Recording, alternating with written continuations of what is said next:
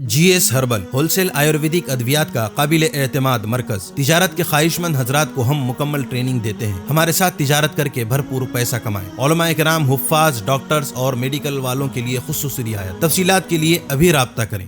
تحفظ دین کا کاروبار روا دوا روا دوا روا دوا روا دوا روا دوا تحفظ دین کا کاروبار روا دوا علماء کا ساتھ دو آؤ سب کے سب یہاں، علماء کا ساتھ دو آؤ سب کے سب یہاں۔ السلام علیکم ورحمۃ اللہ وبرکاتہ۔ الحمد للہ رب العالمین، الصلاة والسلام علی رسولہ سیدنا محمد وعلی آلہ واصحابہ اجمعین، اما بعد فاعوذ باللہ من الشیطان الرجیم، بسم اللہ الرحمن الرحیم۔ یا ایہا الذین آمنوا قوا انفسکم واہلیکم نارا وقودوها الناس والحجارہ، صدق اللہ مولانا العظیم۔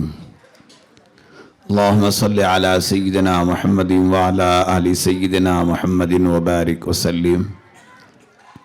گرامی قدر حضرات علماء کرام، استاد الاساتذہ حضرت مولانا عبدالشکور صاحب مدظ اللہ العلی،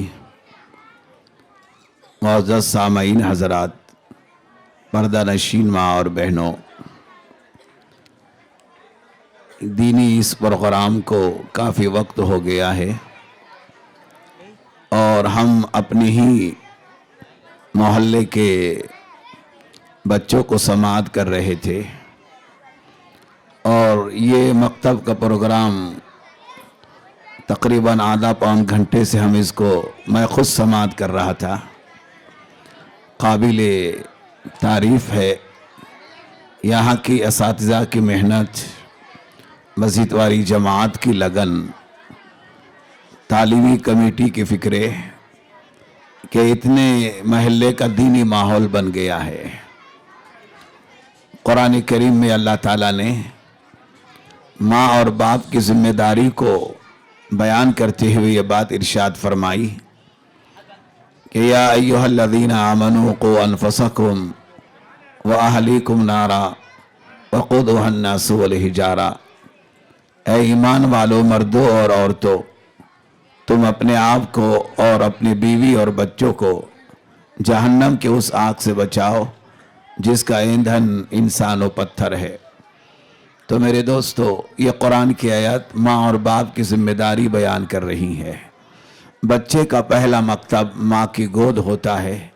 ہماری ماں اور بہنوں کی یہ تربیت کے نتیجے ہے کہ ان ننھی بچیوں نے عجیب انداز سے ہماری قوم کو جگایا ہے۔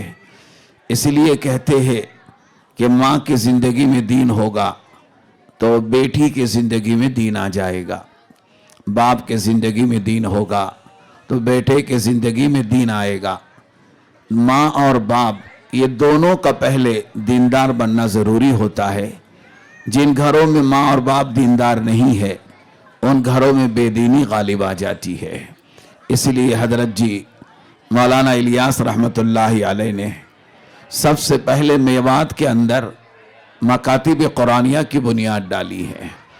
دعوت و تبلیغ کی ابتدا مکاتب قرآنیہ سے کی گئی ہے، لیکن مکاتب قرآنیہ میں پڑھنے والے طلبہ اور طالبات کو گھر کا ماحول نہ ملنے کی وجہ سے اتنا اثر انداز نہیں ہوا۔ اس لیے گھر کے ماحول کو بنانے کے لیے حضرت جی مولانا الیاس رحمۃ اللہ علیہ اللہ کے سامنے روتے رہے اور 27 سال تک روتے رہے۔ اس کے بعد اللہ تعالیٰ نے آپ پر دعوت و تبلیغ کے کام کو کھول دیا۔ تو گھر کے بڑے دعوت و تبلیغ سے بن جاتے ہیں۔ جب وہ بن کر آ جاتے ہیں تو ان کے درمیان میں پروان چڑھنے والی اولاد یہ بھی دیندار بن جاتی ہے۔ دعوت و تبلیغ کی برکتیں ہیں۔ ہزاروں علماء اکرام ہر سال دینی مدارس سے فارغ ہوتے ہیں، اور ہزاروں کی تعداد میں ہمارے مکاتب قرآنیہ سے ہماری مومنہ بہنیں 4 سالہ کورس کر کے مومنہ بن جاتی ہے، کوئی عالمہ بن جاتی ہے، اور مکاتب قرآنیہ سے حافظ اور عالم بھی بن کے ہمارے نونہال نکل رہے ہیں۔ میں مبارکباد دیتا ہوں یہ مکتب کمیٹی کے ذمہ داروں کو اور بطور خاص یہاں کے معلمین حضرات کو کہ جنہوں نے اتنی محنت کر کے یہاں کے طلبہ اور طالبات کو تیار کیا ہے۔ لہٰذا میری درخواست ہے محلے والوں سے کہ دل کھول کر ہم نے بچوں کو انعامات دیا ہے، اور ایسے انعامات یہاں دیکھنے کو ملے ہیں۔